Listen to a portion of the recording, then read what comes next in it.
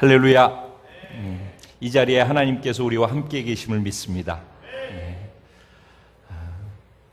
우리가 찬양하는 것도, 지금 이 자리에 모여 있는 것도 다 의미 있는 유일한 이유는 하나님이 여기 우리와 함께 계시다라는 그 사실 때문인 줄로 믿습니다. 여기 그분이 계십니다. 그것을 내가 믿는 것입니다. 그리고 내 믿음 안에서 그분이 운행하고 계시는 줄로 믿습니다. 아멘. 지금 함께 동일하게 예배하고 있는 월드비전 커뮤니티에 속해 있는 모든 공동체 지체들, 그곳에도 동일하게 하나님이 계시고 하나님이 역사하고 계신 줄로 믿습니다. 동일한 성령의 성육신의 역사가 일어날 것을 기대합니다. 오늘 주신 하나님의 말씀은 빌립보서 4장 8절, 9절, 2절 말씀 되겠습니다. 빌립보서 4장 8절, 9절, 2절 말씀 되겠습니다. 우리 2절이니까 같이 한 목소리로 함께 합독해 보도록 하겠습니다. 시작. 끝으로 형제들아, 무엇에든지 참되며 무엇에든지 경건하며 무엇에든지 옳으며 무엇에든지 정결하며 무엇에든지 사랑받을 만하며 무엇에든지 칭찬받을 만하며 무슨 덕이 있든지 무슨 기름이 있든지 이것들을 생각하라.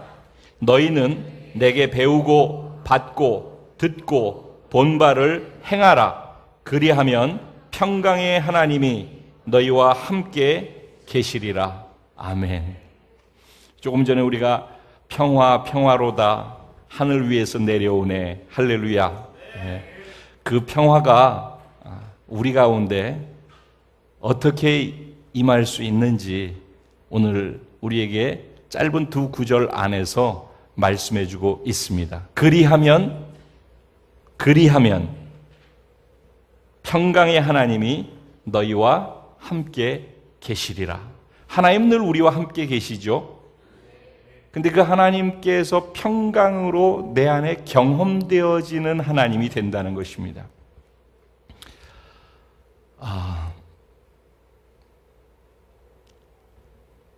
제가 파주에서 말씀을 전할 때 그 본문 말씀이 바로 빌립보서 2장 말씀이었습니다.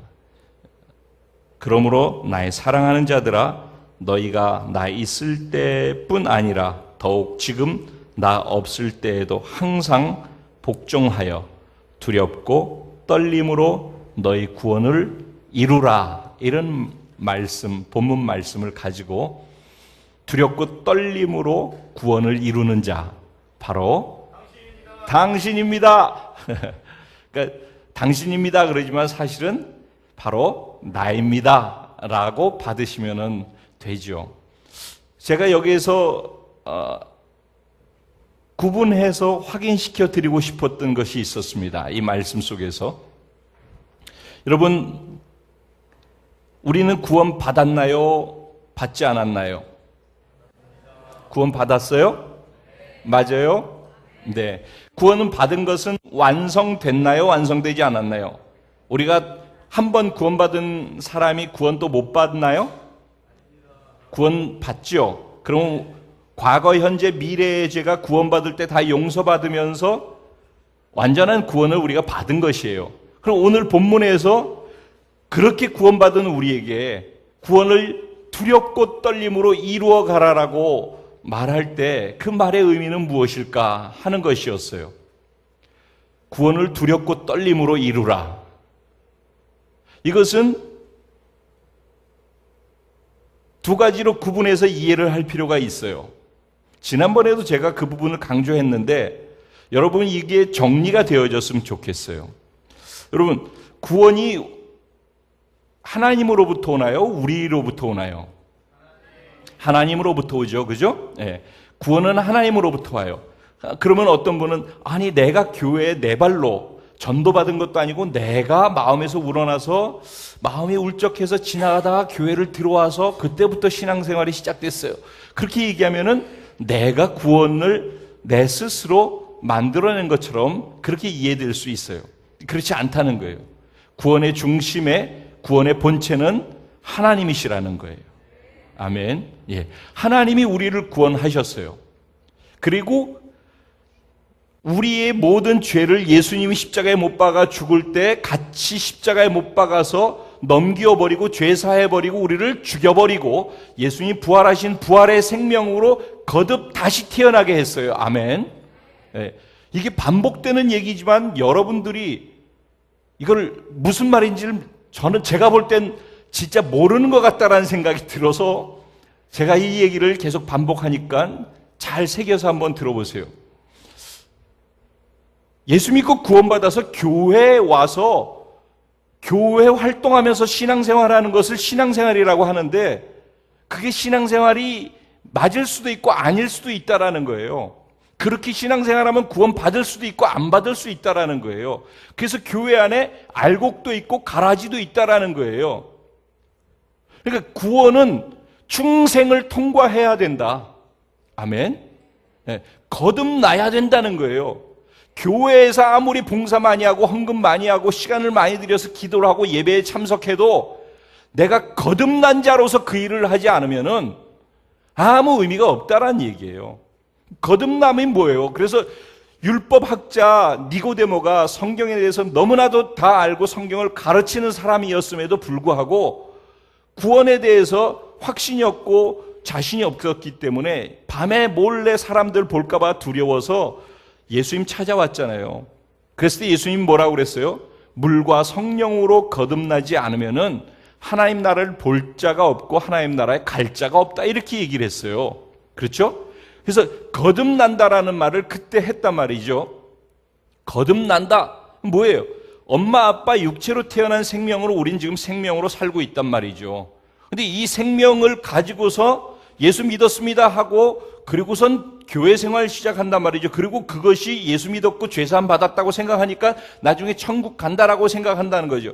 그렇게 하면서 시작되는 게 교회 입문이란 말이에요. 그리고 그렇게 하면은 그냥 구원이라고 생각한다는 거죠. 그럼 여기에서 적어도 내가 정말 거듭나는 구원을 받았는지 정도에 대해서 생각하고 확신을 가져야 된다는 거죠. 이것을 통과하는 것이 무엇인가? 마음으로 믿어서 의에 이르고 입으로 시인해서 구원에 이른다는 거예요. 아멘. 그러면 입으로 시인한다고요. 우리는 여기서 혹시 주일날 이런 얘기하지 않습니까? 혹시 여기서 예수 믿지 않는 사람 오늘 그 말씀을 듣고 예수 믿기로 작정한 사람 그때 일어나세요. 그러면 일어나잖아요. 그죠? 그리고선 따라 하시라고 그러면서 신앙 고백을 시켜드리면 따라 하잖아요. 그럼 입으로 시키면 할렐루야 구원받았습니다. 이렇게 한단 말이죠.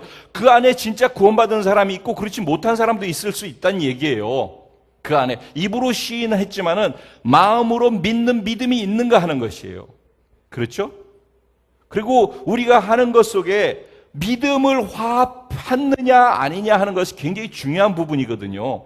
그런데 구원받았다라고 할 때 거듭난다라는 것이 무슨 의미냐?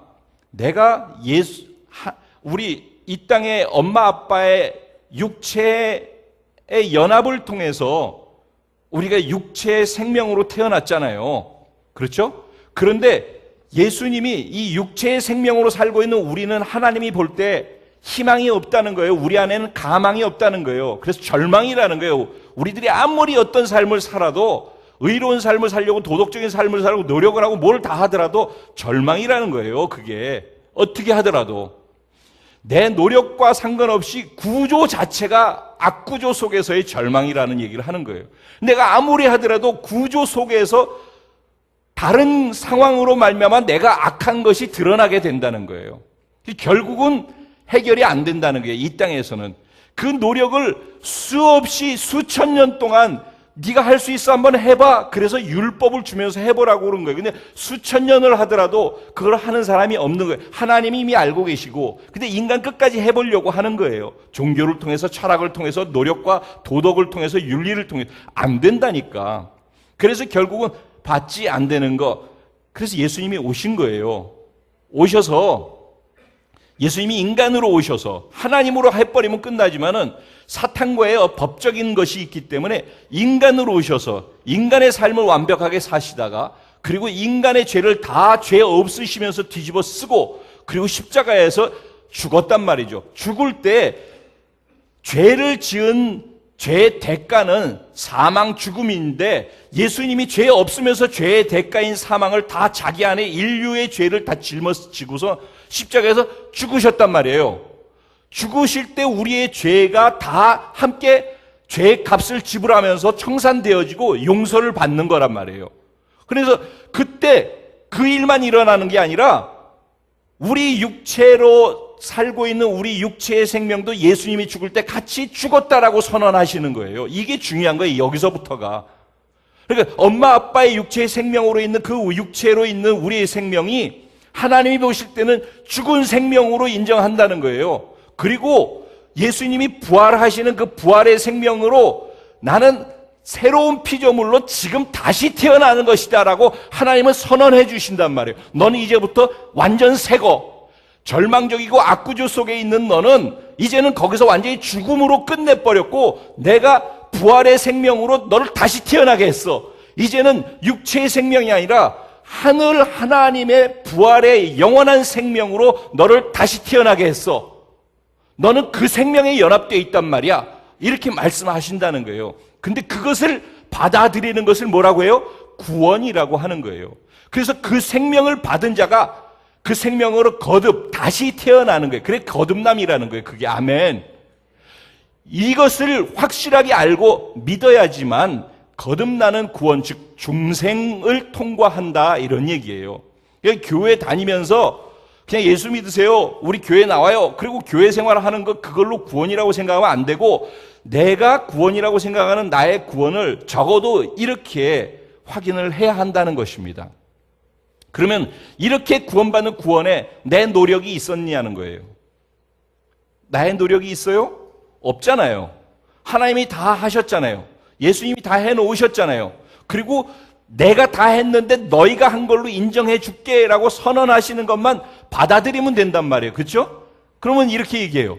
받아들이는 걸 우리는 믿음이라고 얘기를 하는 거거든요. 그것을 그렇다라고 믿을게요 하고 받아들이는 게 믿음이에요. 그럼 우리 안에 그 믿음이 있으니까 우리도 뭔가 한 게 있다라고 생각할 수 있어요. 그렇죠? 그렇죠? 그런데 그렇지 않다는 거예요. 제가 그래서 전에 한번 이런 얘기를 들었어요. 이런 예를 했어요. 여기 여러분들이 다 죄송합니다. 저로 할게. 제가 죽은 사람이라고. 여러분들은 다 살아있는데 여러분 중에 한 사람이 일어나 대표로 저한테 그러는 거예요. 전 지금 죽어 있는 거예요. 어떻게 해야 되나? 죽은 거를? 여기 죽어 있다고 치자고. 죽어 있는 저에게 임창표야, 네가 지금 저쪽에 가서 마이크에다가 손을 딱 대고 다시 여기 오면은 너를 살려줄게. 그랬어요. 그랬더니 제가 급식 가가지고 마이크를 탁 대고서 이렇게 왔어. 그랬더니 그래 잘했다 이제는 살았다 라고 선언을 했어요. 그래서 제가 살아났어요. 할렐루야. 언제 살았어요? 저희 갔다 와서 살았어요? 갔다 오면 살려줄게 하는 것을 이미 들을 수 있었죠? 그럼 그걸 들을 수 있었을 때 이미 살아난 거예요? 안 살아난 거예요? 바로 이런 것이라는 거예요. 이해가 돼요, 지금? 네. 우리에게 일어난 구원도 그런 거예요. 그러니까 내가 믿습니다라고 받아들였지만 그거 내가 받아들인 것 같지만은 이미 그걸 받아들이도록 하나님이 다 해놓으신 상태에 받아졌기 때문에 하나님이 완벽하게 하신 거라 이런 얘기예요. 그리고 그렇게 그것을 받아들인 사람, 중생한 사람, 거듭난 사람, 예수 그리스도의 부활의 생명으로 다시 태어난 것을 새로운 피조물로 다시 시작하는 걸 정말 믿는 사람, 새 인생을 살겠다, 새 삶을 살겠다, 나는 이제는 내 육체의 생명으로 살았던 것을 다 죽음으로 믿음으로 넘기우고 예수의 생명으로 살아가겠다, 예수의 생명으로 살아가는 법을 배우겠다, 이렇게 하면서 시작하는 게 구원 시작이고 이것을 신앙생활이라고 하는 거란 말이에요. 이게 신앙생활이라고. 아멘. 그러니까 이게 신앙생활이지 교회 활동하는 게 아니라니까. 이거 신앙생활을 하는 것들을 표현하는 방식이 교회 안에서 표현되어지기 때문에 교회에서 하는 것을 신앙생활이라고 얘기를 하지만은 이게 신앙생활일 수도 있고 아닐 수도 있다는 거예요. 이 본질이 빠져버리면은. 그래서 본질이라고 하는 것이 중요한 거예요. 세포가 있는데 핵이 죽어 있으면은 세포가 이게 살아있는 세포가 아니죠. 그럼 별 의미가 없잖아요. 그렇죠? 그러니까 그 안에 세포가 세포로서의 제대로 된 세포가 되려면은 살아있어야 되는데 살아있다 죽었다라는 건 핵이 있다 없다라는 거란 말이죠. 그죠? 그 핵이 본질이라고 하는 거예요. 이게 신앙생활 하는데 구원받았다라고 하는 데 있어서 본질이라고 하는 거예요. 교회 활동하고 봉사하고 기도하고 예배하고 찬양하고 우리가 하는 모든 활동, 헌금하는 것까지 다 포함해서 이 안에 이 예수의 생명으로 그거를 하고 있느냐, 예수의 생명 안에서 내가 그 생명으로 그런 것들을 하는 법을 배워나가야 된다는 거예요. 그걸 뭐라고 얘기를 해요? 제가 머슬 만들기라고 얘기를 하는 거예요. 머슬 잘 만들고 계세요? 예? 그거 안 하면 제 손해가 아니라 여러분 손해예요. 네. 어쨌든 이제 그거를 제가 앞으로 계속 그 얘기를 할 거예요. 왜냐면 설교를 하려고 제가 여기 있는 게 아니라고 말씀드리잖아요. 저는 이렇게 살려고 하는 거고 우리 공동체가 그렇게 살아가자라는 거고 우리 공동체가 생명 안에서 살아가는 법을 배우면서 생명이 풍성한 공동체가 되기를 바란단 말이죠. 그러니까 이거는 저 혼자서 할 부분이 아니라 우리 모두가 함께 가야 될 방향이고 목표라고요. 자, 그래서 그렇게 해서 아멘으로 받아들인 사람이 구원을 받았어요. 그런 사람에게 하나님께서 너는 전혀 의롭지 못하지만은 예수님의 의로움을 너한테 전가해 준다. 그래서 전가된 의라고 해요. 신학적으로. 그걸 뭐라고 해요? 칭의다라고 얘기를 해요. 그럼 무슨 얘기예요? 의롭다 하고 칭해 준다는 거예요. 일방적으로 나와 상관없이 하나님이 의롭다고 칭해 주신다라는 거예요. 아멘. 그러니까 의롭게 되는 것은 하나님께서 칭해 주신 걸 받아들이는 믿음으로, 그것도 공짜로 그렇게 시작되어졌어요. 그럼 이게 구원이란 말이에요. 그리고 이 구원은 한번 이렇게 구원받아 거듭나서 구원받은 이 구원은 변치 않는 구원이에요. 어떤 것도 이 구원에서 우리를 끊을 자가 없어요. 아멘. 그런데 구원을 이루어간다는 건 무엇인가? 여기서 구원을 이루어간다는 워크아웃 한다는 거예요. 즉 내 안에 있는 그것을 바깥으로 드러내서 나타내게 한다라는 말이에요. 그러니까 구원 받았는데 구원받은 내가 구원받은 자답게 살아가는 것, 답게 사는 것을 혼자서 구원받았다가 아니라 구원받은 자답게 다른 사람들이 살아가는 것을 볼 수 있도록, 그걸 뭐라고 얘기해요? 그 성경 본문의 뒤에 보면은요, 제가 끝까지 지난번에 말씀을 전할 때 18절까지 읽었었어요. 2장 18절까지. 그 내용에 보면은 어떤 말이 있냐면, 이는 하나님이 자기의 기쁘신 뜻을 위하여 너희에게 소원을 두고 행하게 하시나니 모든 일을 원망과 시비가 없이 하라 그랬어요. 그죠? 네. 하나님이 하늘의 뜻이 하늘에서 이루어진 것 같이 하나님의 뜻이 땅에서도 이루어지이다 라고 우리는 주기도문에서 기도를 하죠. 그죠? 하나님이 뜻이 이미 있는데 그 뜻은 하늘에서 하나님께서 다 이루어 놓으신 거란 말이죠. 근데 그 이루어 놓은 그 뜻이 우리 마음에 소원을 두고서 우리가 그 일을 이 땅에서 완성시켜 나가는 거란 말이에요. 즉 우리가 구원받았는데 완료되어졌는데 근데 구원받은 자로서 답게 살아가는다는 얘기예요. 시제가 완성됐는데 완성된 그것을 이루어내는 거예요. 신분이 바뀌어졌는데 바뀌어진 신분답게 살아가는 것은 과정 속의 상태라고 말씀드렸어요. 다른 말로 지금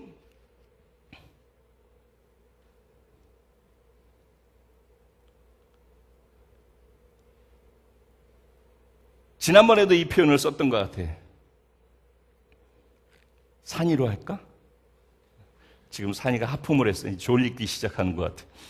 자, 산이가 있어요. 산이가 그 어른들이 하는 역할을 해요, 못해요? 지금 못해요.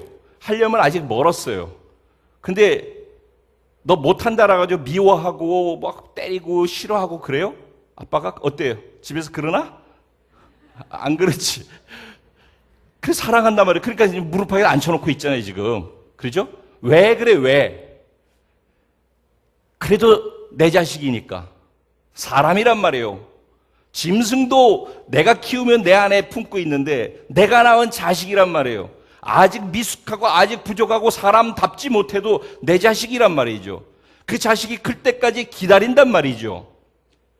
그런 시간과 과정이라고 하는 것이 있단 말이죠. 사람이 되기 위해서, 그래서 제가 곰이 사람 못 되지만은 사람 됐으니까 사람 다져야 된다라는 얘기를 했었던 것이죠. 그때. 그렇죠? 이해되죠? 그것은 그 사람이 하나님의 자녀가 못 되지만 하나님이 자녀 되게끔 만들어 놓고서 하나님이 자녀답게 살라고 얘기하는 거라고. 그러니까 구원 받았지만은 구원 받은 자답게 살라는 얘기가 구원을 이루어가라는 얘기라고. 이해되시죠? 제가 얘기하는 걸 어렵다라고 생각하고 이해 못 하시는 분이 있을까봐 나 정말 쉽게 표현을 해드리려고 애쓰는데, 이해되는 건 맞아요? 네, 우리 젊은 형제 자매들 이해할 수 있도록 그 수준으로 제가 지금 얘기를 하고 있는데, 자, 이거 칭이라고 하는데, 칭의는 하나님이 일방적으로 해서 주시는 것을 그냥 하나님이 주신 믿음을 가지고 시작하는 것이 칭의라 한다면은, 구원을 이루어가는 것도 또 믿음이에요. 첫 번째 그 믿음은 공짜로 주어진 믿음이라면, 두 번째 믿음은 뭐예요? 선택하는 믿음이에요.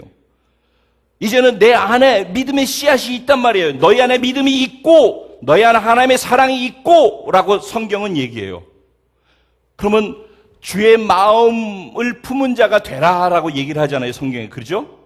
이 모든 것들을 하기 위해서 예수님의 마음을 품어야 된다고 그래요. 우리 안에 예수님의 마음이 있어요, 없어요?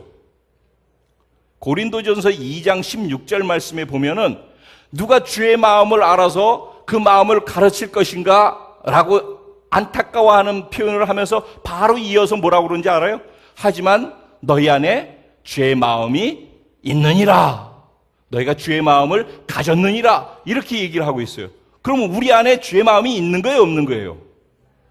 네, 신분적으로 주의 마음이 태어났을 때부터 주의 생명으로 태어났기 때문에 주의 마음이 있다는 거예요. 근데 그 주의 마음이 내가 선택하는 믿음으로 자라가는 걸 통해서 그 주의 마음을 표현해내고 표출해내고 워크아웃 해드리는 그 모든 것들은 과정 속에서 성숙되어짐을 통해서 드러나는 것들이 확장되는 거라, 이런 얘기예요. 예? 드러나는 것들이 확장돼. 그걸 다른 말로 신학적으로 뭐라고 한다고? 성화의 과정이다 라고 얘기를 하는 거란 말이에요. 그것도 이해가 되죠? 예. 그래서 지금 우리 공동체가 큰 방향을 가지고 목표를 가지고 가는데, 제가 갖고 있는 목표는 무엇이냐면 성화에 집중하자라는 거예요. 지금 올해 하나님께서, 저는 올해 송구영신 예배 때 그 말씀을 주셨을 때까지도 이것까지 생각하고 그 말씀을 전한 건 아니었어요. 기도하는데 하나님 주셔서 그 말씀을 나눴는데, 사실은 계속해서 하나님이 주시는 방향은 무엇이냐면은 우리가 이제는 답게 살아가는 것이 점점 커져가야 된다는 거예요. 뭐 세월호 사태에 대해서도 많은 얘기가 있지만은 답게 사는 그리스도인들이 지금 현장에 없기 때문에 문제라는 것이거든요. 제가 보는 관점은 그렇습니다. 이제는 답게 사는 자들이 현장에서 많아져야 된다는 거예요. 뭐 여기까지 하고, 그게 이제 지난번에 제가 말씀을 전할 때 그 얘기를 했던 그 중요한 어떤 줄거리였어요. 연결해가지고, 그러면은 성화되는 과정 속에서 어떻게 그분의 자녀로서, 예수님의 신부로서 내가 그런 존재로 다시 태어나서 그런 신분을 가지고 있는데, 그럼 어떻게 그런 신분답게 살 수 있을 것인가라고 할 때, 처음에는 모르기 때문에 못한다라고 그랬죠.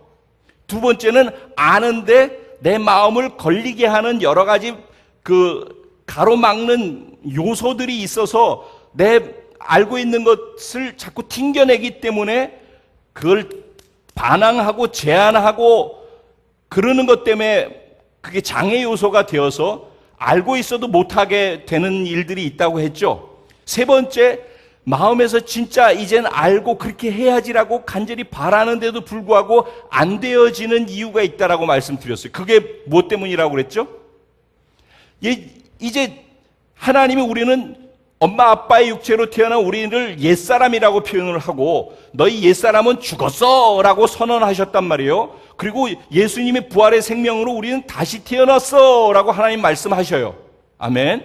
그런데 옛사람으로 있는 육체로 살아오면서 내 안에 그 안에 익숙해져 있는 모든 그 익숙한 것이 예수를 믿어서 그거는 죽었고 이것으로 다시 살았다라고 하지만은 이걸로 살아온 삶의 옛사람의 습관이라든가 이 모든 것들, 그 기억, 그 가치, 그 느낌, 그 생각, 그 가치관에서부터 나오는 모든 반응들, 감정까지도 행동하게 만드는, 행동을 유발하는 동기까지도 다 그 옛사람에 속한 것에 그대로 있단 말이죠. 죽었다는 건 하나님이 말씀하신 선언이지 내가 진짜 시체가 돼가지고 무덤에 들어간 건 아니잖아요.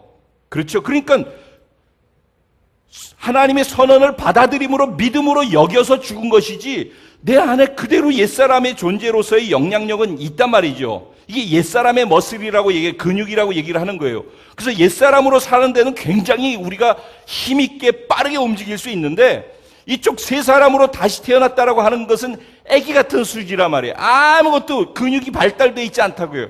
아기가 할 수 있는 게 아기가 막 태어나가지고 있으면 이렇게 하고 있으면요. 엄마 아빠가 뭐를 즐거워하고 기뻐하는지 알아요? 막 바둥바둥거리고 그렇게 있다가 어느 날 턱 하고 엎었어. 그거를 엎었다고 그렇게 신기하고 기뻐해. 맞아요? 아기 키워본 분들은 다 그래.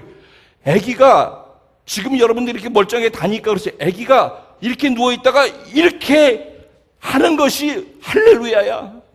그리고 우리 애가 뒤집었어 라고 하고 흥분해가지고 감격해서 얘기했는데 그 뒤집기까지 뒤집을 수 있는 힘을 만들어내는 근육이 생겨나야지 뒤집는 거라니까.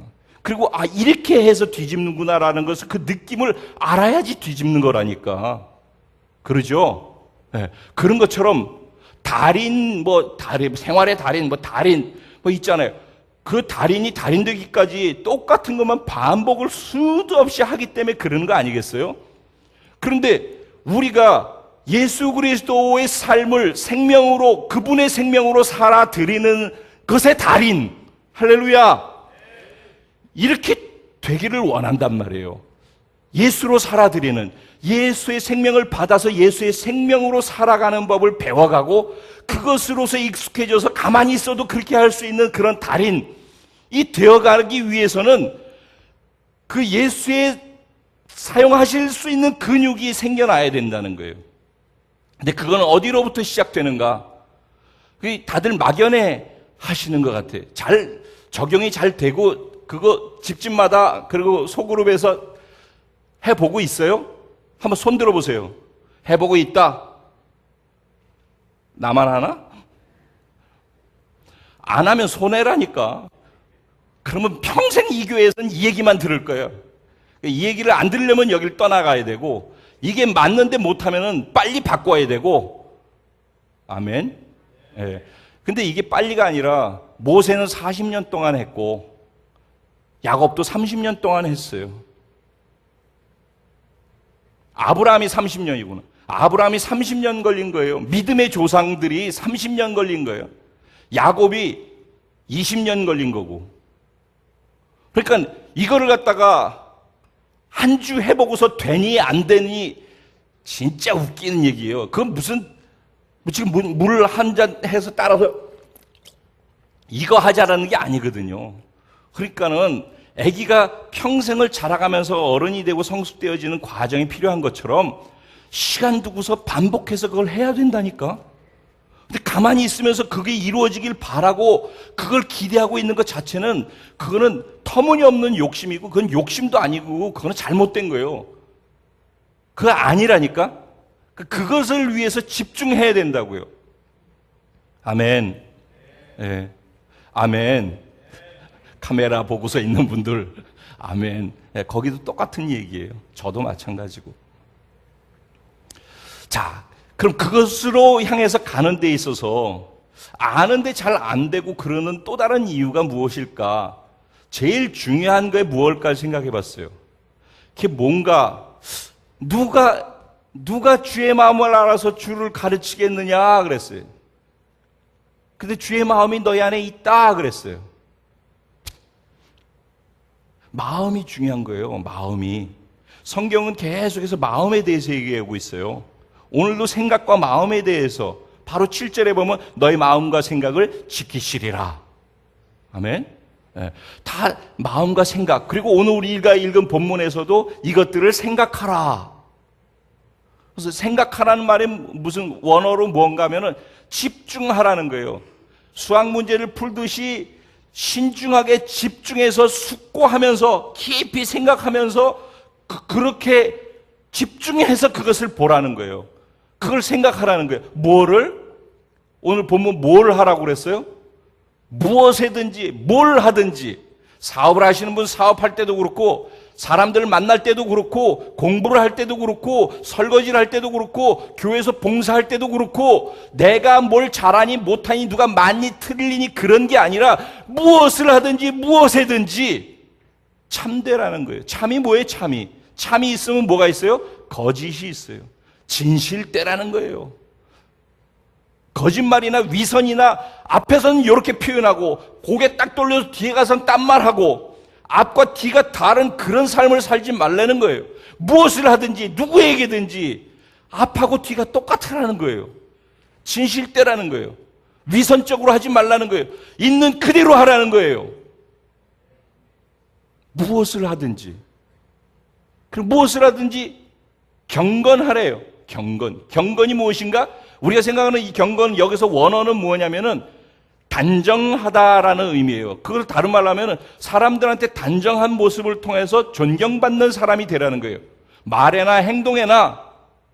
우리는 친하고 편하면 교회에서 뭐 또 가정에서 부부끼리 편하기 때문에 문제가 돼, 항상. 어느 정도의 최소한도의 예의를 갖출 수 있는 관계면은 친하더라도 예의 안에 있으면은요, 막 나가지 못해요. 어느 정도 절제하게 돼요.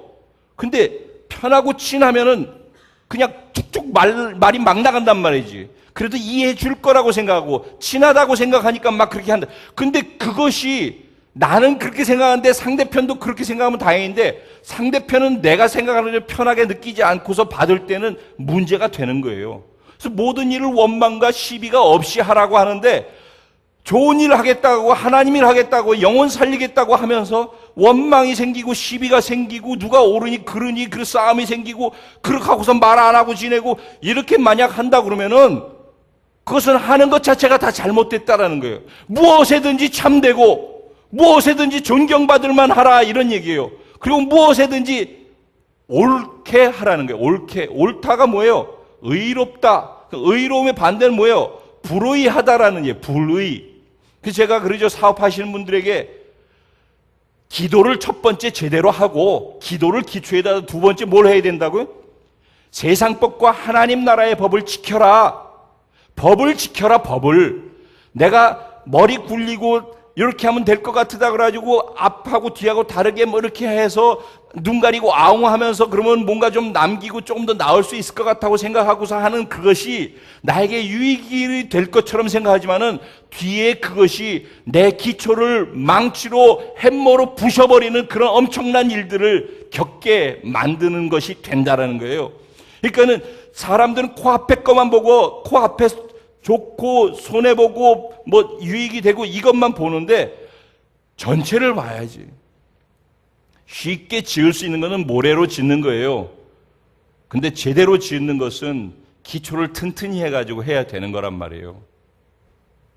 두바이에 98층짜리 건물을 지었대는데 각 층마다 회전을 따로따로 다 한대네. 그리고 그것을 동력은 태양광하고 뭐 이런 것을 통해 가지고선 한대요. 그래서 그 에너지가 부족해서 옆에 건물들까지 에너지를 다 만들어 가지고 한다고. 그런 거 98층짜리 만들려면은 모래 위에다가 지어 가지고 그거 지어서 될 수 있겠어요? 그러니까는 그러면서 기초는 하나도 안 두고서 모래에다 쉽게 지으려고 하면서 98층짜리는 다 만들길 원해. 그래서 만들어지냐고. 그래가지고 한번 파도 한 번 치면 다 부서지고 없어지면서 늘 반복하면서도 그러면서도 또 뭐 새롭게 시작하면 또 한다 그러면 또 그러고 있네. 뻔히 다 보이는데 결과가. 그러니까 옳은 것을 하는, 무엇을 하든지 옳은 것을 하라는 거예요. 그리고 무엇이든지 정결하래요. 정결. 순결하고 거룩함 가운데 하라는 거예요. 그래서 사랑받을 만하고 칭찬받을 만한 것을 하래요. 그러면서 단서를 붙이는데, 너희가 덕을 세운다라고 생각하는 것이든 기림이 있든지라고 하는 것은 누구로부터 칭찬을 받는 것이 있든지 그 덕을 세운다고 생각하는 거나 그 칭찬을 받는다고 생각하는 그것도 앞에 네 가지에 연결되어서 그렇게 되어 있는지를 깊이 확인하면서 생각하라는 거예요. 여러분, 우리들은요, 영혼 육으로 되어 있어요. 아시죠? 예. 근데 예수 믿기 전에는 영이 죽어 있어요. 영이 죽어 있어요. 예수를 믿으면서 부활의 생명으로 다시 태어나는 순간 내 영이 살아나고 그 영 안으로 성령이 들어오셔서 성령이 우리의 영을 지배하고 그 영이 우리의 혼을 지배하고 그 혼이 우리의 육체를 지배하는 것을 창조적인 정상적인 질서라고 얘기를 해요. 그리고 그 질서 안에서 살아갈 때 온전한 그리스도인의 삶을 살 수 있다, 이렇게 얘기를 해요. 그러면은 우리는 예수 믿고 구원받았으니까는 우리 영이 살아났어요. 그죠? 그렇죠? 네.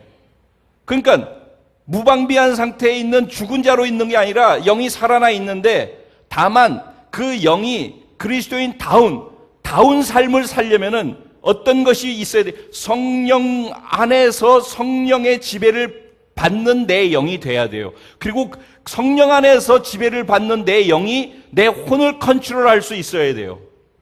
그래서 이 혼이라고 하는 부분이 굉장히 중요해요. 그래서 성경에서는 마인드라고, 마음이라고 표현할 때 마음을 영 부분으로 스피릿을 얘기할 때도 있고, 대부분 혼의 부분을 얘기할 때도 있고, 영혼을 섞어서 얘기할 때도 있고 그래요. 근데 대부분은 마인드 하면은 마인드의 부분, 즉 그런 마인드를 가져라라고 하면 우리 혼의 부분을 얘기하는 거예요. 일반적으로는. 그리고 혼에는 뭐가 있어요? 지식이 있어요. 우리 생각이 있단 말이에요. 그리고 감정이 있단 말이에요.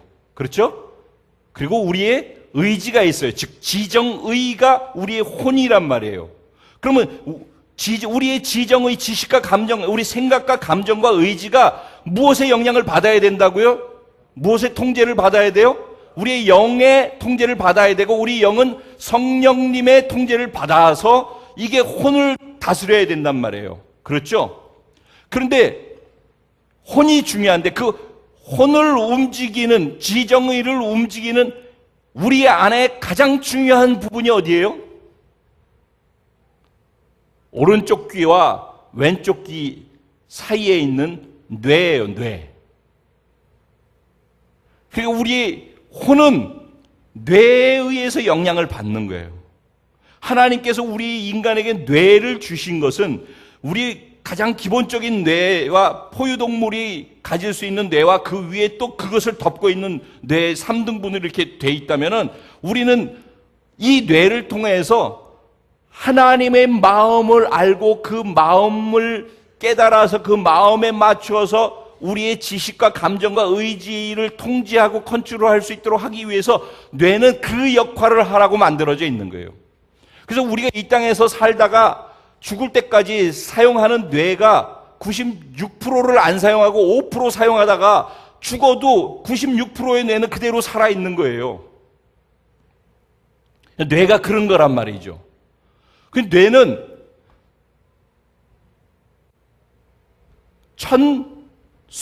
천수백억 개래요, 세포가. 근데 신경세포로 하면은 120억에서 140억 개의 신경세포가 있대요. 그런데 한 개의 신경세포가 최소한도 몇천 개에서 만 개까지 연결이 돼가지고 서로 신호를 주고받는 작용을 한대요. 근데 그게 어느 정도냐면 완전히 컴퓨터 같이 되어 있어가지고 그 어마어마한 그 세포들이 서로 주고받는 신호가 전자세포로 주고받는데, 그게 어느 정도, 예를 들면은 뉴욕의 그 세계에서 제일 큰 도시라고 하는 그 뉴욕이 있잖아요. 뉴욕의 전화 교환센터에서 그 연결되어 있는 망이 있다고 하면은 그 망이 1000개? 그러니까 뉴욕 전체를 움직이는 그런 망이 1000개가 있는 것이 우리의 뇌래요.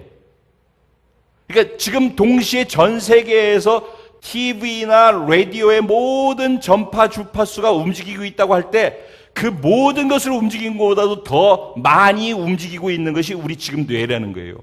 우리 뇌는 우리도 모르는 사이에 그 어마어마한 것을 가지고 모든 것을 식별한 것에 의해서 판단하고 생각하고, 그 생각한 것에 의해서 감정적으로 반응하고, 그렇게 반응되어진 감정을 의지적으로 행동으로 표현해낸단 말이에요. 그러니까 그 뇌는 우리의 생각을 조율하는 것이고, 그것을 받아들여가지고 생각을 조율하고, 우리의 감정을 조율하고, 우리의 행동의 의지를 결정하고 조율하는 중요한 부분이라는 거예요. 그래서 뇌 장애가 있게 되면은 심각하지 않습니까? 그러죠? 그렇게 중요한 뇌, 혼 전체를 컨트롤할 수 있는 중심부에 있는 뇌, 그게 마음이라고 하는 거예요. 마음. 근데 성경은 그 마음이 너무너무 중요하다라고 강조를 하는 거예요.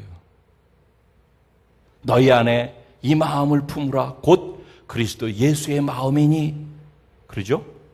그리고선 로마서에서도 로마서 11장까지는 구원의 교리에 대해서 얘기했다면은 로마서 12장부터 16장까지는 그렇게 구원받은 사람이 그럼 어떻게 살 것인가를 얘기하는데 12장 1절 지나 12장 2절에 가면은 뭐라고 해요?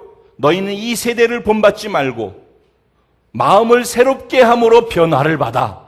그렇죠? 이 말은 무슨 말이에요? 하나님의 자녀로 태어났으면은 자녀답게 살아가는 것의 첫 번째 문을 여는 시작이 무엇을 먼저 시작해야 된다는 얘기예요? 마음을 새롭게 하라는 거예요. 옛사람의 마음으로 지금까지 살았는데 이쪽에 머슬을 만들려면 제일 먼저 이 머슬을 만들기 위해서 제일 먼저 해야 되는 게 무엇인가? 마음의 머슬을 만들어야 된다는 거예요. 마음의 머슬을. 이 마음이 너무 중요하다는 거예요. 너희 마음을 새롭게 함으로 변화를 받으라는 거예요. 예수 그리스도의 신부로서 하나님의 자녀로서 살아가는 것으로 삶을 바꾸려면은 그 삶이 바뀌기 위해서 마음이 먼저 바뀌어져야지 변화를 받을 수 있다는 거예요. 그 마음의 부분이 바뀌지 아니하는데 아무리 생각 속에서 목사님 말씀하셨으니까 그렇게 해봐야지. 그 한 번, 두 번 하는데 내가 이번에도 참으려고 그랬는데 못 참게 됐어요. 이렇게 해서 이런 수준으로 되는 게 아니라니까. 근본 내 안에 되어 있는 것이, 컴퓨터도 그렇잖아요. 인풋이 되어진 것이 아웃풋으로 나오는 거예요. 자료가 들어가는 게 없으면 바깥으로 나오는 게 없죠. 우리도 마찬가지, 우리 뇌도 마찬가지. 무언가로부터 들어오는 것이 있어. 들어온 것이 내 생각 속에, 내 감정 속에, 내 의지 속에서 나타나는 거란 말이죠. 그렇죠? 예. 뭔가 음식을 만들 때도 그 음식의 재료를 이 안에다 넣은 것이 있으니까 나중에 그것이 섞여져 가지고 그걸 먹는단 말이에요. 그래서 그것이 내 안으로 들어온단 말이에요. 들어가는 게 있는 대로 나오는 거란 말이죠. 뇌에도 똑같이 들어가는 것이 있으면 그것이 나가는 거란 말이에요. 그런데 그렇게 중요한데 마음을 바꾸는 것을 통해서 변화를 받을 수 있고 머슬을 만들어 가야 되는 것의 시작이 거기서부터 시작돼야 되는데 글쎄 그렇게 중요한 마음에 대한 관심을 안 갖는다는 거예요. 그래서 잠언서 4장 23절에 보면 뭐래요? 무릇 지킬 만한 것보다 더욱 내 마음을 지켜라. 왜? 생명의 근원이 이에서 남이니라. 그리고 똑같이 또 잠언서 23장 7절에 보면 뭐라고 얘기를 해요? 무릇 그 마음이 어떠하면, 그 사람의 생각이 어떠하면, 그 마음이 어떠하면은 그 사람, 즉 그 위인도 그러한 즉, 그러니까 그 사람의 그 사람됨 겉으로 드러나는 것은 무엇으로부터 비롯된다고요? 그의 생각, 그의 마음에서 비롯된다는 거예요. 그러니까 우리가 행동을 바꾸고 말을 바꾸고 이러는 모든 것들을 해 나갈 텐데 하나하나 구체적으로 가정생활, 결혼생활, 또 우리 인간관계 다 하나씩 다 다뤄갈 거예요. 근데 그런 것을 하기 이전에 중요한 것은 무엇인가? 내 마음을 다루는 훈련을 해야 된다는 거예요. 내 마음을 새롭게 해야 된다는 거예요. 기존에 있는 이 마음을 가지고서 새롭게 하기 위해서 가는 길을 갈 수 없다는 거예요. 이 얘기를 듣는다고 해서 그렇게 갈 수 있는 게 아니라는 거예요. 우리의 마음을 어떻게 새롭게 해요? 마음을 지키래요. 우리가 예수 안에서 부활의 생명으로 다시 태어났다고 했잖아요. 그래서 생명으로 살아가는 삶을 배우는 거라고 얘기를 했잖아요. 그러니까 내가 살 수도 있고 예수의 부활의 생명으로 살아갈 수도 있어요. 그러니까 똑같은 육체를 가지고 지금 하고 있는 것을 임창표가 설교를 하는 것일 수도 있고 내 안에 계신 예수 그리스도의 생명으로 그분이 설교하게 할 수도 있단 말이에요. 그러니까 이거는 겉으로는 구분이 안 되는 거라니까. 그래 그걸 구분할 수 있는 것은 적어도 나를 부인하고 그분을 인정해 드리는 것이 내 안에서 매 순간순간 계속돼야 되는데 그게 계속하는 것이 그냥 되냐고. 이것도 반복하는 습관 속에서 되는 것이지. 사람들과 대화 속에서 내 감정대로 반응하고 내 하고 싶은 말을 하는데 그거를 그 순간에 하나님 내가 하지 않고 이 순간에 성령님 도와주세요. 사실은 영적 전쟁 개념 그런 강의도 다 들었지만은 이게 다 그런 거거든. 그 순간에 잠깐 스탑하고서 대화를 듣고 있는 가운데서도 성령님 도와주세요. 내가 하지 않고 지혜를 주셔요. 이런 시간들이 다 필요하고 그게 그런 가운데서 하나씩 바꿔나가면서 이게 머슬을 만들어 나가는 과정이 되는데 이런 거 하나도 없이 그냥 가만히 있으면서 되는 게 아니라는 거예요. 마음을 지키라고 그러잖아요. 그게 뭐 생명의 근원이 여기서는 안 되잖아요. 생명의 근원이. 우리가 생명으로 살아가는 법을 배워야 된다고 얘기하는데 생명의 근원이 마음을 지키는 데서 나온다라고 얘기를 하잖아요. 옛사람이 가지고 있는 마음을 가지고서 이쪽의 마음을 새롭게 바꾸지 않는 한에는 똑같이 옛사람의 마음으로 하는 행동이 나오고 말이 나오고 그런 감정 안에서 사람들과 대하고 그렇게 또 사업도 하고 그렇게 공부도 하고 그렇게 간다니까. 아무리 내가 이런 설교를 듣고 그렇게 해봐야지 한다고 되는 게 아니라는 거예요. 마음을 지키라, 마음을. 마음을 지키는 게 뭐예요, 도대체? 우리 뇌를 지키라는 게 뇌를 그러니까 우리 뇌를 근데 무방비 상태라는 거예요. 지키는 게 없다는 거예요. 우리 뇌에 들어오는 것이 들어간 것이 나온다라고 그러잖아요. 교회에 와서 말씀 듣고 기도하고 아니면 여러분이 개인 집에서 아니면 사업장에서 또 성경 읽고 기도하고 그러는 시간이 일주일이라고 쳤을 때 아니 하루라고 쳤을 때 24시간 중에 얼만큼 될 것 같아요? 24시간 중에서 1시간, 2시간, 3시간, 4시간? 그럼 나머지 시간은 어느 쪽에 더 많이 뇌에 자료가 공급되어질 것 같아요?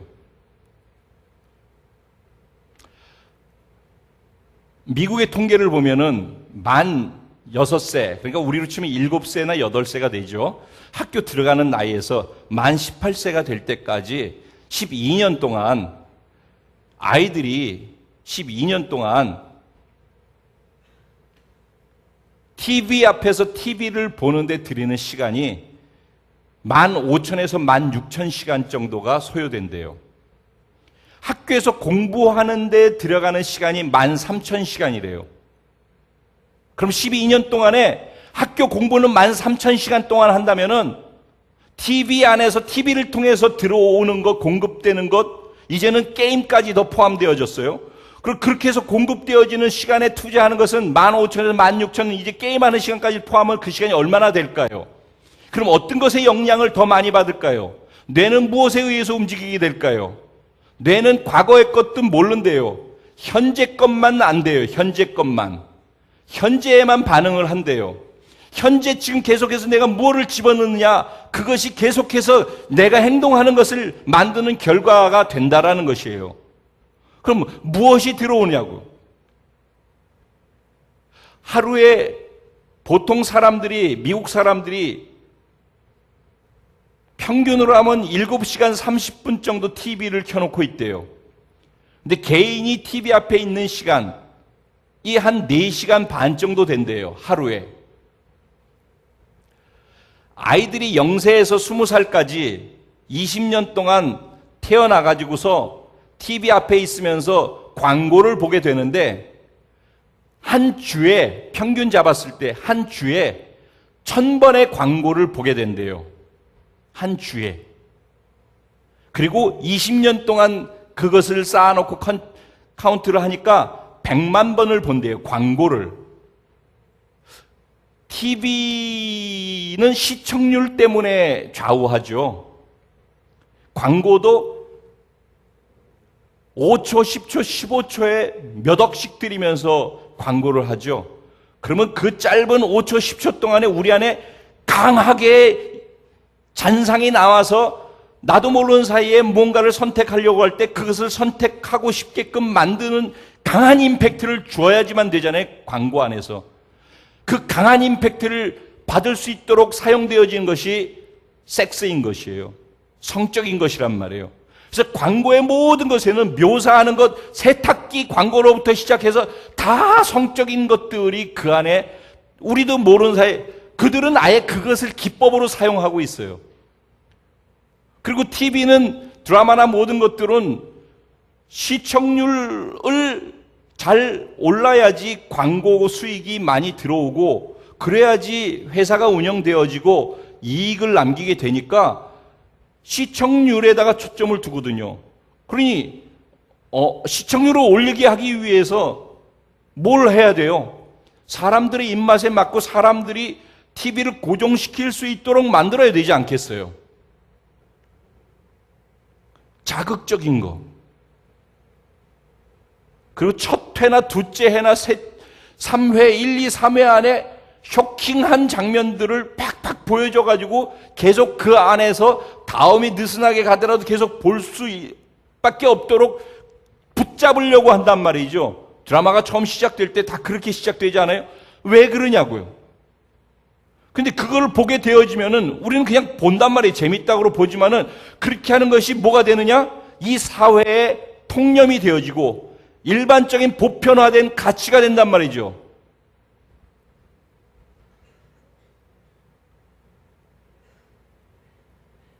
굳이 일일이 다 나열하지 않더라도 지금 오늘날 보편적인 것으로 다 용납이 되어지는 모든 것들은 다 TV의 영향력이 너무 크게 작용했기 때문인 것이에요. 우리의 가치관이 시청률을 관심을 갖고 움직이고 광고에 관심을 갖고 움직이는, 즉 돈에 관심을 갖고 움직이는 사람들에 의해서 모두 다 노출되어 있다는 것이죠. 미국에서 그래서 기독교 TV에서 엘리야가 불병거 불말 타고 올라가는 불수레라고 하는 그것을 보여주는 것과, 그리고 일반 TV하고 그래가지고서 그 시청률을 갖다 했더니 65개의 TV 채널 가운데에서 57위를 했대요. 근데 사람들이 쇼크를 받은 건 뭐냐면은 5천만 명이 기독교인이라고 할 때 그들의 반만 기독교 그 불수레라고 하는 것을 봐주었더라면은 1등이었을 거라는 거예요. 근데 5천만 기독교인들이 그걸 안 보고 일반 사람들이 좋아하는 걸 다 좋아한다는 거예요. 거기다 다 그걸 틀어놓고 그걸 본다는 거예요. 저는 문화생활을 즐기지 말라는 얘기를 하는 게 아닙니다, 지금. 제가 말하는 핵심과 초점을 잘 따라가고 계시죠? 그렇게 우리들부터 우리가 그걸, 세상 사람 좋아하는 거 우리도 좋아하고, 세상 사람이 하는 거 우리도 하고, 세상 사람들이 원하는 거 우리도 원하고, 그렇게 됐으면 좋겠다는 기대도 그걸 하고, 그게 뭐냐? 우리의 가치관이라고 하는 거예요, 가치관. 기독교인의 가치관이 붕괴되어져 있다는 거예요. 우리의 뇌 속에 세뇌되어져 있다는 거예요, 지금. 너무 긴 세월 동안, 몇십 년 동안 교회 안에서조차도 우리들의 삶의 가치는 어디에 있어요? 나를 위한 것으로 신앙생활, 기도의 대부분의 목적이 다 그걸 아니겠습니까? 내 문제 해결하고 내 가족 잘 되고 내 기도 응답받아서 병 고침 받고 사업 잘 되어지고, 그거 하지 말란 얘기 아니에요. 그거 나쁘다는 얘기 아니에요. 근데 그렇게 해서 응답해 주시면은, 응답하신 하나님을 경험했으면은 나중에 그런 일이 일어나지 않더라도 응답하시는 살아계신 하나님 때문에 내 인생 걸고 미쳐서 살 수 있어야 되지 않느냐는 거예요. 근데 수없이 그런 일들을 경험하더라도 거기까지가 신앙생활의 목적이 돼서 살아간단 말이죠. 40년, 50년을 그렇게 오면서 한국교회뿐만 아니라 세계교회가 지금 가치관이 다 붕괴되어졌단 말이에요. 우리가 예수님, 나는 죽고 예수의 생명으로 다시 태어났다며요. 그럼 다시 태어난 예수의 생명은 예수의 생명에만 연합된 게 아니라 예수의 꿈과 비전에 연합된, 그래서 우리 교회의 비전은 우리의 비전이 아니라 예수의 비전이라고 얘기를 하지 않습니까? 그래서 우리는 그 비전을 위해서 살기 때문에 내가 평생 그것을 위해서 살다 죽어도 아깝지 않다라고 얘기하는 거 아니겠습니까? 그러면 그 비전에 연합되어진 것처럼 그분의 가치에도 목적에도 연합됐다는 것이죠. 그분이 이 땅에 오셔가지고 자기 자신을 위해서 사셨습니까? 남을 위해서 사셨죠. 우리를 위해서 사셨죠. 그걸 이타주의로 사셨다라고 얘기를 합니다. 그럼 우리는 지금 나를 위해 사나요? 남을 위해 사나요? 그래서 제가 사업하시는 분들에게 만났을 때 그러잖아요. 남을 위해서 돈 벌라고, 남을 위해 살라고. 기독교인들이 남을 위해서 살아가야지. 예수의 생명으로 다시 태어났다며. 구원만 받고 나중에 천국 가는 것이 기독교인이 아니지 않냐고. 그럼 곧바로 천국으로 가야지 왜 여기 있냐고. 예수의 생명으로 살아내는 법을 배운다는 게 무엇이냐고. 그렇게 하려면 우리 마음이 바뀌고 우리 생각이 바뀌고 우리 가치가 바뀌고 가치관의 머슬이 새롭게 생겨나야 되지 않냐고요. 그러려면은 우리 안에 들어오는 것이 달라져야죠. 여태까지 옛사람에게 들어왔던 우리의 뇌를 공격했던 그것에 파수꾼을 세워야지. 마치 우편물이, 미국에 가면 우편물이 되게 많이 와요. 그러면 우편물을 이만큼 가지고서 집으로 들어와 가지고선 이게 골라본단 말이죠. 그럼 우리 집 게 아닌 다른 것들, 전에 여기 살았던 사람 이름으로 온 것들, 이런 것들 그럼 다 옆으로 빼놓죠. 그리고 또 광고로 온 것들, 은행에서 오는 것들, 이런 거 불필요한 것들 빼놔요. 근데 나한테 온 게 있다 그러면 내 것은 놓고, 그 다음에 이건 나한테 필요할 수 있겠다 그러면 그걸 갖다 찢어가지고선 내용을 읽어보고, 필요 없으면 옆으로 놓고, 필요한 거면은 이걸 갖다가 잘 파일 해가지고선 놔둔단 말이죠. 적어도 우리의 뇌에 들어오는 것을 우편물 검열하듯이 그렇게 해야 되는데, 그게 생각하라고 하는 신중하게 수학 문제를 풀듯이 하라라는 의미의 단어라는 거예요. 오늘 본문에 생각의 파수꾼을 세워야 된다는 거예요. 내 마음에, 내 뇌에 들어가는 인풋하는 자료에 파수꾼을 세워야 된다는 거예요. 그래서 검열을 해야 된다는, 검열을 아무거나 다 하고 있으니까 다 하는 걸로 받지 말고, 그래서 받을 것을 받아야 된다는 거예요. 그리고 그 받는 것 안에서 영향을 받기 시작하는 것이 점점 커져가야 된다는 거예요. 일단은 그게 돼야지 내 안에 들어온 자료에 의해서. 그래서 성경을 읽는 이유는 하나님이 마음이 하늘에서 이루어진 하나님이 계획해놓은, 이루어놓은 뜻이 무엇인지를 알아야지 여기서 내가 하지. 그래서 성경을 정기적으로 하루에 5장씩만 읽으면 1년에 한 독을 하잖아요. 근데 그러다 보면 1년에 1독한다. 나는 5독한다. 이게 또 자랑거리가 돼. 그건 아무 소용이 없다니까. 그걸 통해서 그분이 뜻을 알고 그분의 뜻대로 살아내는 삶을 내 삶의 현장에서 살아가기 위한 동기가 되기 때문에 중요한 것이고, 말씀을 읽을 때 그분하고 교제와 관계, 그분의 마음을 알고 그분과 더 깊어질 수 있고 그분의 생명을 더 깊이 경험할 수 있는 것이 되기 때문에 말씀을 읽는 것이 의미가 있는 것이지, 말씀 읽으라고 그러니까 말씀 읽는 그 자체가 중요한 게 아니라는 거예요. 그래서 읽지 말라는 얘기도 아니잖아요. 지금 내 얘기는 본질, 핵을 살리라는 거예요. 핵을. 우리가 아는 모든 신앙생활 가운데 핵이 빠졌다는 거예요. 행위는 다 있는데 지금 이 핵을 다시 회복하는 것이 우리 교회가 다시 회복될 수 있는 길이라고요. 다른 어떤 것도 이유가 되지 않아요. 우리의 문제는 다른 데 있지 않아요. 우리 잘하고 있어요. 잘해왔고 어려운 가운데서 너무 잘했단 말이에요. 우리 공동체가 다시 우뚝 서서 이 지역의 많은 사람들한테 영향을 미치고 정말 오늘 말씀을 하는 것처럼 그런 공동체로서 주님이 오시는 날을 앞당기기 위해서 움직이는, 기도하는 신부들, 그런 삶을 진짜 살려면은 여기서 매일 기도하는 그 시간이 단지 기도하고 나만 좋기 때문에 하는 게 아니라 그 안에 생명이 있어야 된다는 거예요. 그 안에 본질이 있어야 된다니까. 그리고 그 자리에서 그 시간뿐만 아니라 내 삶의 현장에서 인풋되어져 들어오는 것들을 선별해야 된단 말이에요. 그 선별하는 것 중에서 내게 있는 시간에 24시간 중에서 여기서 기도하는 그 시간이 그분으로 인풋해서 들어오는 시간이 되고 과정이 돼야지 된다는 거예요. 그리고 이 시간에 부흥이 비전을 이루는 유일한 길이라고요. 그 부흥이 어떻게 일어납니까?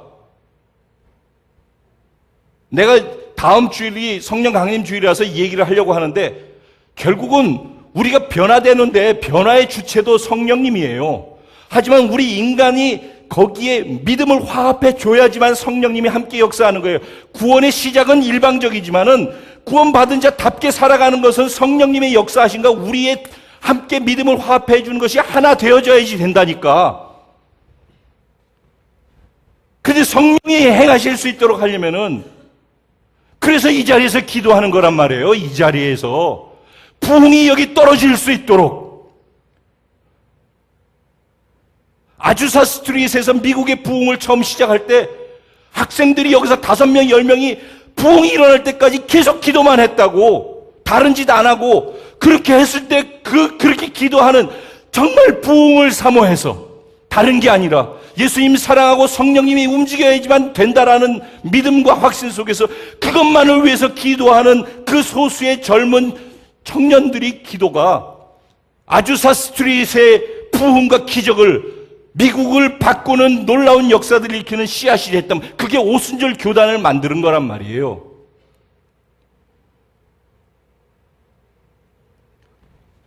우리의 뇌를 지켜야 돼요. 우리의 마음을 지켜야 돼요. 거기에 시간을 들이고 투자해야 돼요. 여기에 들어가는 것을 선별해서 내가 하나님의 자녀로서 살아갈 수 있는 것들이 무엇인지를 자료를 자꾸 집어넣는데 시간을 들여야 돼요. 그리고 들어간 자료대로 살아낼 수 있도록 성령님 그 역할을 하실 수 있게 성령님이 해서요 라고 하면서 기도하는 거예요. 그래서 기도하는 거란 말이죠.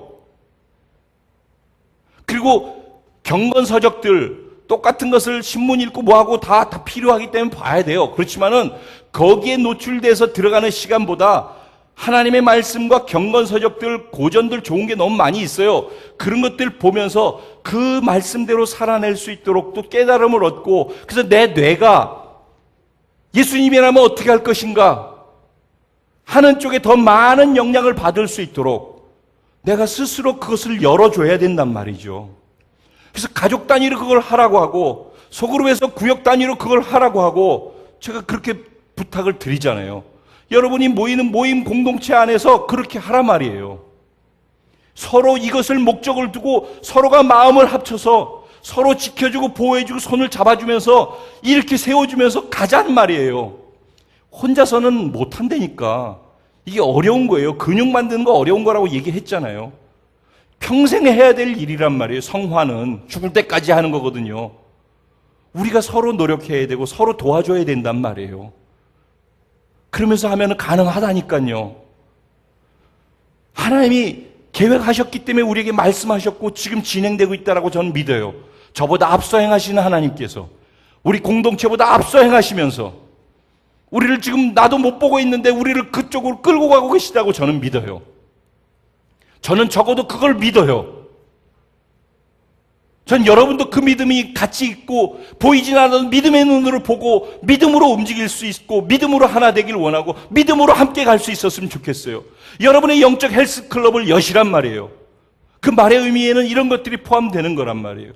마음의 근육을 예수님이 쓰실 수 있는 근육으로 먼저 만드시고 세상의 옛사람의 받아들였던 모든 것들을 일단은 스탑하고 이쪽에서 받을 수 있는 자료들을 받아서 뇌에다가 인풋하는 시간들을 많이 만들어 가시는데 먼저 시간을 들여서 내 뇌가 예수님이 쓰시는 뇌로 점점 우리 혼이 내 생각, 지식 그리고 내 감정 내가 뭔가를 결정해서 행동하고자 하는 의지가 내 멋대로 내 하고 싶은 대로 내 감정대로 움직이는 게 아니라 하나님의 말씀이 뭐라고 하는지 하나님은 뭐라고 하시는지 진짜 그 안에 다림줄을 놓고 그 안에서 우리가 하나하나씩 그거를 행해 나가기 위한 머슬들을 만들어 나가는데 우리의 시간을 들였으면 좋겠어요. 뭐 다 얘기한다고 그래가지고 될 것도 아니고 오늘 중요한 것 이것을 얘기를 하길 원해요. 오늘 제가 무엇을 얘기하는지 아시겠죠? 9절에 이렇게 얘기하죠. 너희는 내게 배우고 받고 듣고 본 바를 행하라. 많이 생각하고 내 생각을 신중하게 우편물을 검열하듯이 하면서 그분의 것으로 오는 것들인지 아닌지를 해서 참된 것으로 옳은 것으로 경건한 것으로 정결한 것으로 사랑받을 만하고 칭찬받을 만한 것들로 하는데 내 생각을 신중하게 하면서 집중하면서 하나님의 말씀들을 받아들이고 그렇게 받아들이고 듣고 보고 배운 대로 그렇게 행해라. 그러다 보면은 나타나는 결과가 무엇인가? 첫째는 하나님이 동행해 주신다는 거예요. 할렐루야. 하나님이 나와 함께 해 주신다는 거예요. 하나님은 안 그래도 함께 해 주셔요. 근데 내가 함께 해 주신 하나님을 경험한다는 거예요. 내가 인식하고 그 함께 해 주신 하나님이 내가 인식되어질 때 이미 천국은 내 안에 있지만 천국을 경험하기 시작하는 거예요. 항상 이런 거예요. 내 안에 이미 다 있다니까. 있지만은 경험하는 것은 시간차가 걸리는 거예요. 근데 이런 것들이 되어질 때 경험이 되어진다는 거예요. 그래서 평화로다. 하늘 위에서 내려오네. 그것이 내 안에서 생수의 강이 터져나오는 것처럼 내 안에 평강을 경험하게 되어진다. 이런 얘기입니다. 그리하면은 그렇게 생각하고 그렇게 마음을 잘 지키고 그 마음에 하나님이 주시는 것들로 인풋을 하는 것에 그 영역을 확장시켜 나가면은 그리고 그 생각으로 내 뇌를 다 준비해 놓고 난 다음에 그대로 배운 대로 든 대로 본 대로 그렇게 말하고 행동하면서 살아가면은 하나님이 나와 동행하시고 천국을 경험하고 하나님이 주시는 이 땅에서 누릴 수 없는 평화를 환경과 사람과 모든 것과 상관없이 누리면서 살아가는 결과를 얻게 될 것이다. 바울이 옥중에서 쓴 편지 4권이 있는데 이 빌립보서는 맨 마지막에 쓴 편지라고 얘기를 해요. 기뻐해라, 기뻐해라, 기뻐해라. 내가 다시 말하노니 기뻐해라. 그럴 수 있는 이유가 어디에 있다고? 이런 것들을 가지고 있는 사람들이 그렇게 할 수 있다는 거예요. 왜? 그렇게 하면 하늘의 평화가 내 안에 있기 때문에 내가 옥에 갇혀 있을 때에도 기뻐할 수 있고 다른 사람들이 나를 걱정하고 있는 그 순간에도 나는 오히려 기뻐할 수 있는 이유가 거기에서 생겨날 수 있다라고. 바울이 이들을 너무너무 사랑하는 거예요. 이들이 정말 이렇게 됐으면 좋겠는 거예요. 정말 아끼고 사랑하는데 이거를 알고 이렇게 하면 그렇게 될 수 있을 텐데 그러지 못하는 그들을 보고서 빌립보 성도들을 안타까워하면서 얘기하는 거예요. 내가 너희한테 가르쳐서 배운 그대로, 들은 그대로, 본 그대로 그렇게 해봐. 그럼 하나님의 평강이 너희와 함께 할 것이야. 그러면 내가 옥중에서도 기뻐하는 것처럼 너희도 기뻐하면서 살아갈 수 있게 될 것이야. 기도하겠습니다. 머스를 만든다라고 하는 것이 무엇인가 고민하신다면은 여기 있는 각 파트의 리더들이 오늘 이 말씀이 무엇인지를 좀 제대로 이해하고 알았으면 좋겠어요. 여러분들이 그걸 구체적으로 적용하면서 현장에서 그것을 구체적으로 실행해 나가는 것을 어떻게 할 것인지 리더들끼리는 그것을 머리를 맞대고 리더 모임에서 그것을 같이 고민하고 구역에 가서 같이 그것을 고민하고 그렇게 하면서 하나하나 만들어 나가야지 되지 이걸 한번 들어서 되는 게 아니라는 것이에요. 이제부터 우리의 고뇌가 시작돼야 돼요. 같이 노력해야 돼요. 그렇게 같이 손을 잡고 가다 보면은 어느 날 그렇게 바뀌어져 가는 것을 우리 서로가 경험할 수 있을 거라고 믿어요. 하나님, 그렇게 하려면 난 무엇을 해야 할까요? 어떻게 내 마음의 머슬을 예수님의 머슬로 먼저 만들어 드릴 수 있을까요? 하나님, 그렇게 할 수 있는 지혜를 주시고 은혜를 허락하여 주시고 성령님 역사하여 주시옵소서. 우리 주님의 이름을 간절히 3번 부르고 함께 기도하겠습니다. 기도드리겠습니다.